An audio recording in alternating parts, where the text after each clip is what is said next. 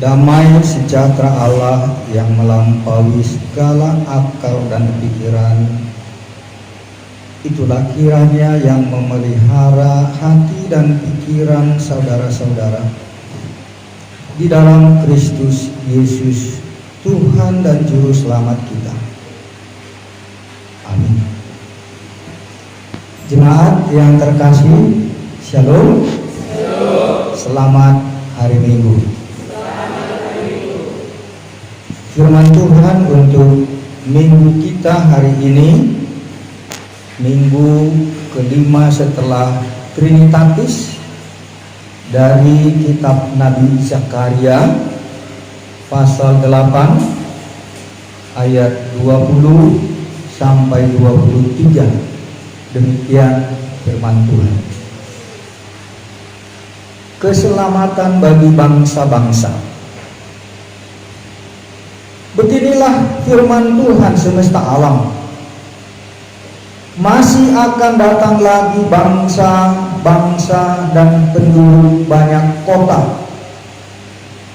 Dan penduduk kota yang satu akan pergi kepada penduduk kota yang lain mengatakan, marilah kita pergi untuk melunakkan hati Tuhan dan mencari Tuhan semesta alam. Kami pun akan pergi.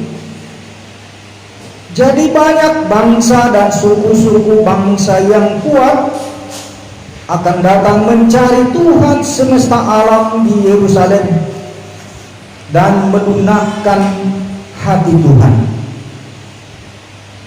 Beginilah firman Tuhan semesta alam.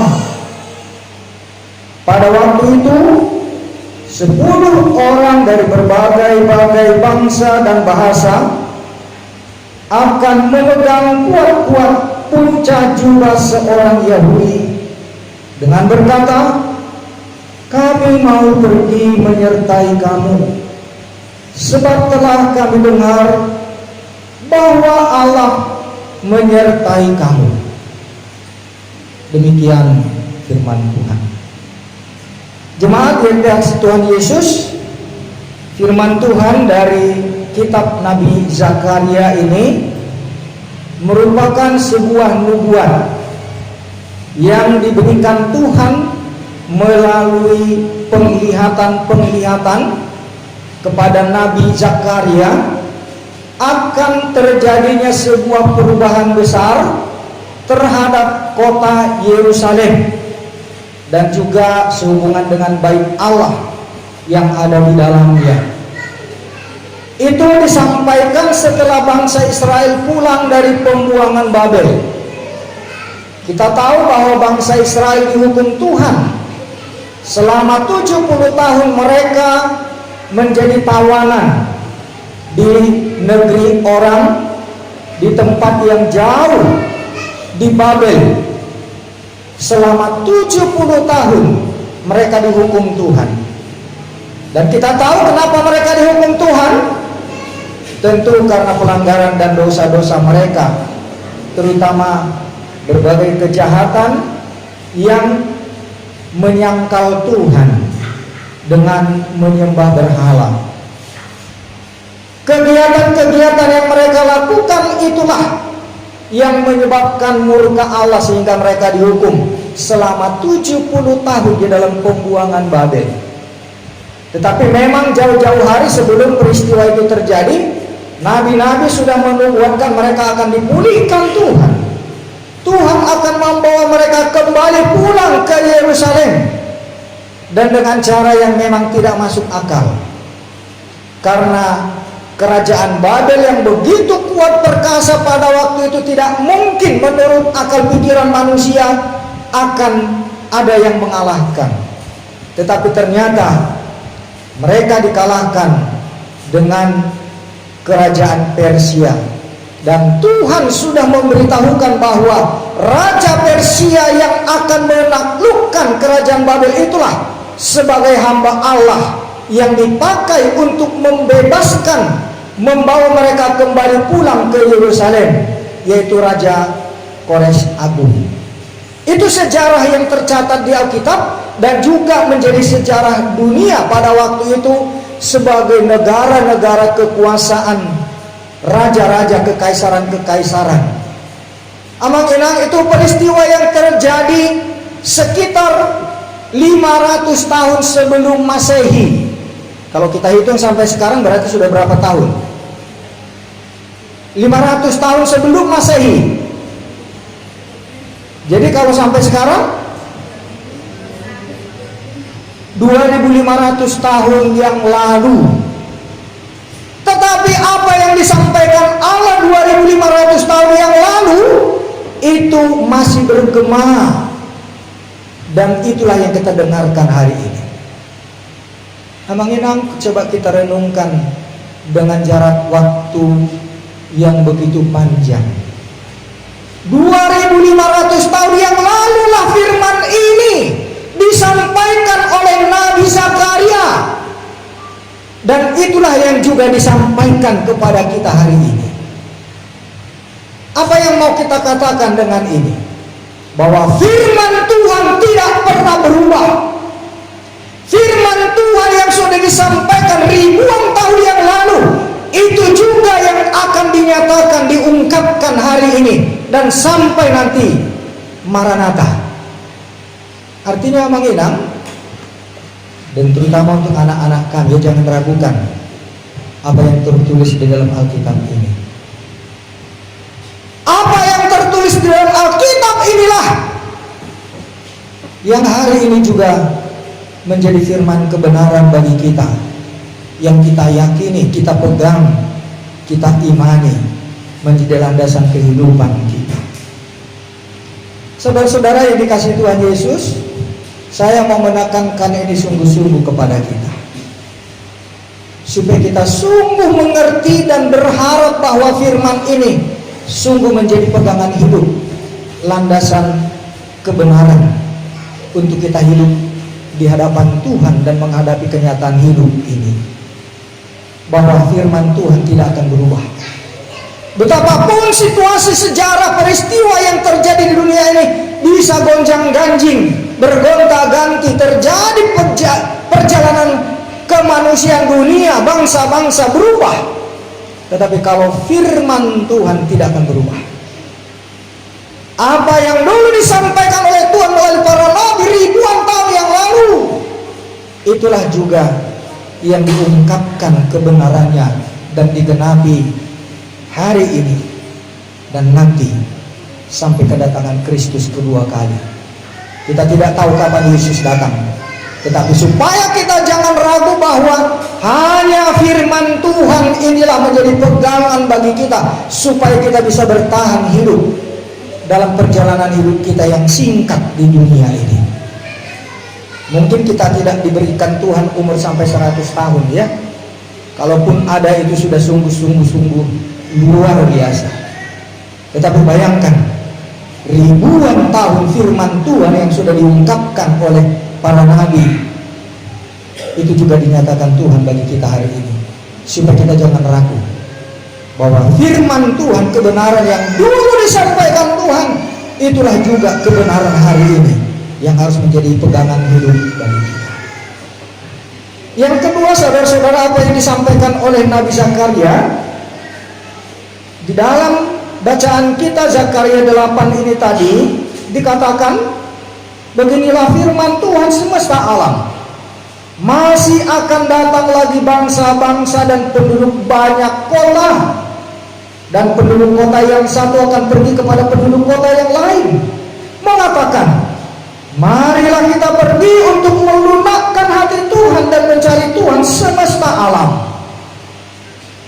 Jadi banyak bangsa dan suku-suku bangsa yang kuat akan datang mencari Tuhan semesta alam di Yerusalem. Di Yerusalem. Yerusalem yang mana itu, Amang-inang? Yerusalem yang sekarang itu tetap masih yang dimaksudkan di sini. Yerusalem yang sekarang itu sudah dibuatkan ribuan tahun yang lalu, bahwa bangsa-bangsa yang dari segala macam suku bangsa bangsa dan bahasa dari berbagai kaum di muka bumi ini akan datang berduyun-duyun ke Yerusalem setelah dipulihkan oleh Allah, setelah dipulihkan. Dan itulah yang dinubuatkan oleh Nabi Zakaria. Pemulihan Yerusalem 2500 tahun yang lalu, hari ini pun orang akan datang ke Yerusalem. Tetapi Amang Inang, ada perubahan besar. Karena orang tidak lagi akan menemukan di Yerusalem itu bait Allah yang dulu dibangun Salomo, dan kemudian setelah mereka kembali dari pembuangan Babel, dibangun kembali menjadi bait Allah yang kedua. Sekarang tidak ada lagi. Yang ada di situ apa? Itulah Masjid Al-Aqsa sekarang.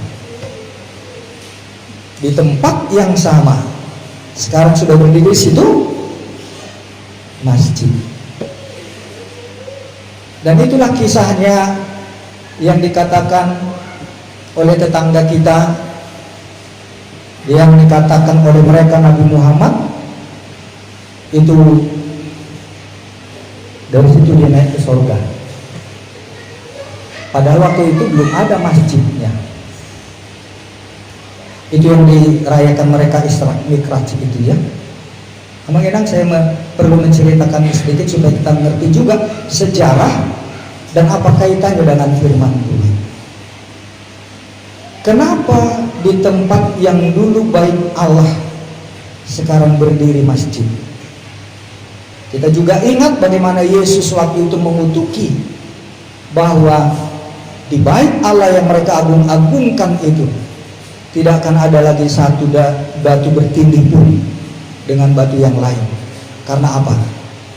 Mereka sudah melakukan segala kejahatan dengan adanya bait Allah yang dibangun Salomo dulu, yang dibangun kembali oleh orang Israel setelah mereka pulang dari pembuangan Babel. Tapi masa Yesus sudah dinubuatkan tidak akan ada dua batu bertindih, karena mereka sudah melakukan segala kejahatan dengan bait Allah itu. Mereka mengkultuskan bangunan bait Allah yang begitu megah, dan itulah yang Yesus katakan akan diruntuhkan. Dan itu terjadi, sejarah mencatat tahun 70 Masehi oleh Jenderal Titus, pasukan Romawi menghancurkan, melumatkan itu. Dan itulah yang tinggal sekarang, tembok ratapan. Tembok ratapan itulah yang sekarang menjadi tempat orang Yahudi sekarang menyembah Tuhan, berdoa begini-begini. Itu sejarah. Apa kaitannya dengan ini? Yesus menubuatkan itu akan dihancurkan. Dan itu terjadi tidak lama setelah Yesus mati. Jadi Yesus mati tahun 33, peristiwa terjadi tahun 70. Berarti tidak sampai 40 tahun setelah yang disampaikan oleh Yesus, dihancur lumatkan itu. Tidak ada lagi batu yang bertindih, karena mereka sudah memuja gedung. Memang luar biasa megahnya. Kalau kita baca bagaimana Salomo membangun bait Allah, Abang Enang, ratusan ton emas murni lapisi bait Allah ini. Karena itu mereka memuja-muja bangunan itu. Mereka memuja, mengkultuskan, dan menjadikan itu sebagai jaminan bahwa Allah tidak akan menghukum mereka. Ternyata itulah dosa berhala yang paling besar, karena mereka sudah mengkultuskan harta benda, barang-barang, bangunan. Itulah kejijikan di mata Tuhan. Kalau orang mengkultuskan, memuja-muji benda-benda, maka bukan Tuhan lagi yang dipuji. Itu kecemburuan Tuhan. Ini juga menjadi peringatan bagi kita, Amang Inang. Jangan kita mengagungkan harta dunia ini. Itu jadi mengkultuskan, menduakan Tuhan. Seperti hukum yang kedua ya tadi ya. Jangan ada barang apapun yang menyerupai Allah yang engkau sembah. Nah, orang Israel sudah memuja-muji, bahkan membuat bait Allah itu sebagai jaminan bahwa Allah sebagai ganti Allah, maka Allah tidak berkenan. Dan apa yang dikatakan Yesus terjadi, dihancur lumatkan itu. Dan itulah yang Yesus katakan, hancurkanlah bait Allah itu, dan dalam 3 hari aku akan mendirikannya. Itulah kebangkitan Yesus. Nah, jadi abang inang, apa yang dikatakan oleh Yesus, nubuatan itu sudah digenapi di dalam diri Yesus Kristus sendiri sebagai bait Allah rohani, yang menjadikan kita juga kultus kita bukan lagi benda, bukan lagi bangunan yang di Yerusalem, bukan lagi kota Yerusalem, bukan lagi gedung-gedung gereja, bukan itu lagi yang menjadi pusat bagi ibadah kita, tetapi Yesus Kristus itulah bait suci yang hidup. Dialah Allah yang menjadi manusia. Dialah yang sudah menggenapi seluruh nubuatan nabi-nabi, dan Tuhan tidak berkenan untuk diduakan, sehingga bait Allah yang dipuja-puji orang Israel itu diruntuhkan dan dibiarkan Tuhan sampai sekarang. Ini menjadi sebuah ungkapan nubuat bagi kita, Mangina, supaya kita jangan lagi berorientasi kepada barang, benda, bangunan sehebat apapun, tetapi supaya orientasi kita sungguh semata-mata hanya kepada Yesus. Dialah bait suci kita. Nah, karena itu kalau dikatakan ini gedung gereja, karena Yesus ada di sini. Ini bait Allah, karena disinilah kita berjumpa dengan Tuhan Yesus. Maka Yesus katakan, di mana 2 atau 3 orang memanggil namaku, disitulah aku ada. Jadi di mana kita 2 atau 3 orang memanggil nama Yesus, disitulah bait Allah kita. Nah, sekarang bagaimana supaya rumah kita itu juga menjadi bait Allah? Di sini juga kita berkumpul menjadi bait Allah. Dimanapun kita memanggil nama Tuhan Yesus, disitulah bait Allah kita. Disitulah kita berjumpa dengan Tuhan. Kita tidak lagi harus pergi ke Yerusalem yang sekarang menjadi perang-perang di sana. Dan kita juga tidak harus mengkultuskan Yerusalem sebagai kota suci seperti tetangga kita yang masih mengkultuskan tempat-tempat tertentu. Karena bait Allah kita yang sejati, yang sesungguhnya adalah Yesus Kristus. Di mana Yesus sekarang berada? Dia ada di sorga. Karena itu orientasi kita harus ke sorga, karena Yesus sudah ada di situ. Tetapi Yesus juga memberikan kepada kita sebuah janji. Dia tidak akan pernah meninggalkan kita, karena kita ini adalah tubuhnya. Sebagai bait Allah, kita ini juga tubuh Yesus yang ada di dunia. Dan Yesus kepala kita ada di sorga. Karena itu kepala dengan tubuh tidak akan bisa dipisah. Yesus di sorga, kita di bumi. Nanti kita akan bersama-sama juga dengan Dia. Dan Dia akan datang menjemput kita untuk kita bersatu kembali dengan Dia. Bukan lagi di bumi ini, bukan lagi tempat-tempat yang ada di dunia ini, tetapi sorga yang mulia, Yerusalem yang baru, tempat di mana kita akan berjumpa bersama dengan Tuhan Yesus, dengan orang-orang kudus yang ditebusnya. Disitulah bait Allah yang sejati. Kalau gedung-gedung yang ada di dunia ini, kalaupun kita katakan bagas joro bait Allah, tetapi bait Allah yang kelihatan secara fisik, karena kita ada di sini bersama-sama, bisa melihat, bisa mendengar, bisa berkumpul, bisa bernyanyi. Tetapi bait Allah rohani yang sejati ada di sorga. Di sanalah kita nanti bersama-sama dengan Tuhan Yesus, Sang Kepala Gereja, Sang Kepala tubuh kita ini sebagai tubuh Yesus di dunia, yang kelihatan bisa memuji-muji, bisa bernyanyi, bisa berkumpul seperti ini. Dan itu menjadi gambaran kita nanti akan bersama dengan Dia di sorga. Tetapi yang ditekankan di dalam firman Tuhan saat ini adalah bagaimana supaya semua suku, bangsa dan bahasa, bangsa-bangsa datang berduyun-duyun ke Yerusalem. Tapi bukan Yerusalem yang sekarang lagi, tetapi ke gereja sebagai Yerusalem rohani, menantikan kita bersama-sama di Yerusalem yang kudus di sorga. Karena itu kita yang akan datang bersama-sama dengan Tuhan Yesus dari berbagai ragam bangsa, suku bangsa, kita sudah termasuk di dalamnya. Siapalah kita ini sesungguhnya? Akahalak Batak kita, gak ada hubungan kita dengan orang Yahudi. Tetapi karena Yesus sang kepala gereja, kita sebagai tubuh Yesus, gereja yang ada di dunia ini, seluruh bangsa-bangsa dari seluruh kaum dan bahasa sudah ada bersama-sama dengan Tuhan Yesus. Untuk sementara gereja yang ada di dunia yang kelihatan, tapi nanti gereja yang abadi, bait Allah yang sejati, Yerusalem yang rohani itu di sorga bersama-sama dengan Tuhan Yesus. Inilah yang dimaksudkan oleh tema kita hari ini, keselamatan bagi bangsa-bangsa. Kita yang sudah ada di dalam rangkuman persekutuan gereja di dunia ini, kelak akan bersama dengan Yesus di sorga. Dari segala bangsa, suku bangsa, kita yang tadinya tidak mengenal tentang siapa itu Yesus, tadinya kita tidak tahu tentang apa itu sejarahnya Yerusalem, tetapi melalui firman Tuhan sudah digenapi bagi kita. Kita sudah termasuk menjadi bangsa-bangsa yang tadinya tidak mengenal siapa itu Yesus, sekarang sudah menjadi bagian dari Yerusalem yang baru, sebagai bait Allah, rumah Tuhan di dalam Yesus.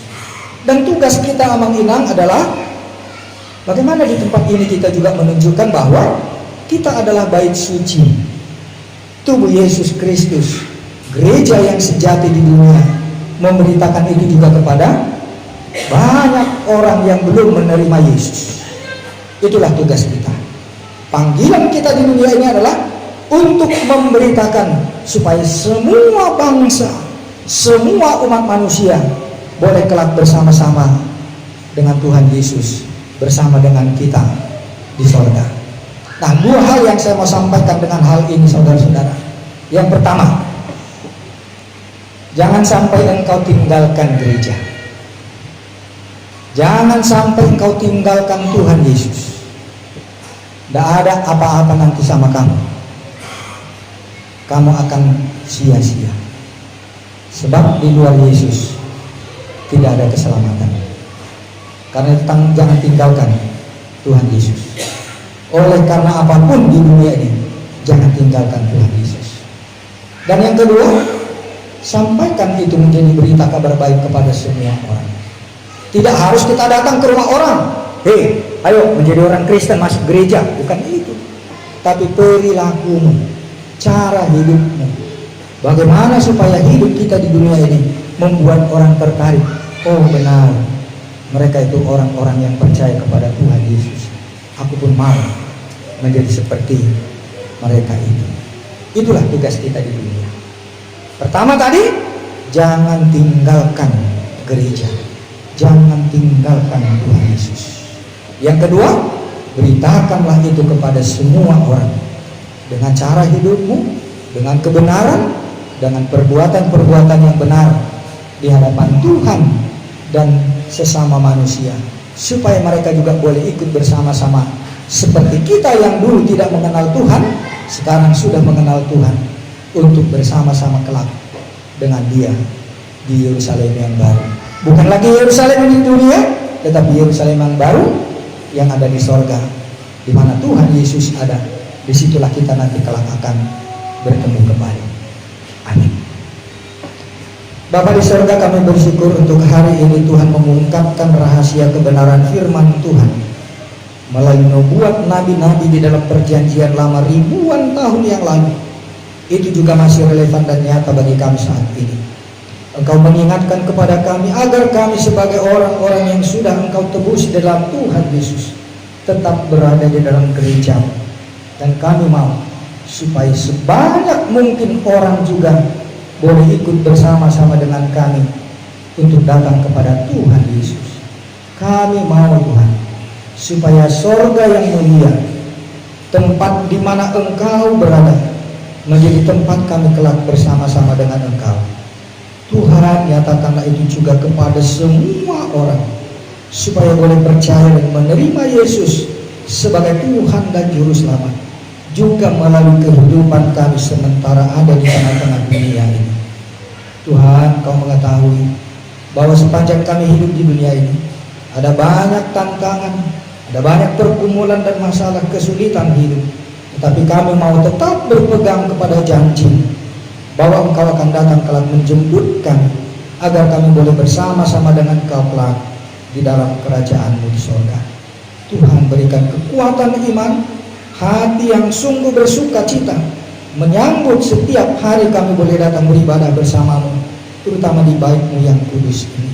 Jadikanlah kami juga bait suci yang menyatakan kebenaran Tuhan, kemuliaan-Mu dalam kehidupan kami, dalam pekerjaan kami, dalam setiap pergaulan dan tata krama, ucapan perbuatan kami, supaya kami juga boleh menyaksikan bahwa Engkaulah Yerusalem baru, tempat di mana kami akan bersama dengan semua orang-orang kudus yang telah Engkau tebus di dalam sorga.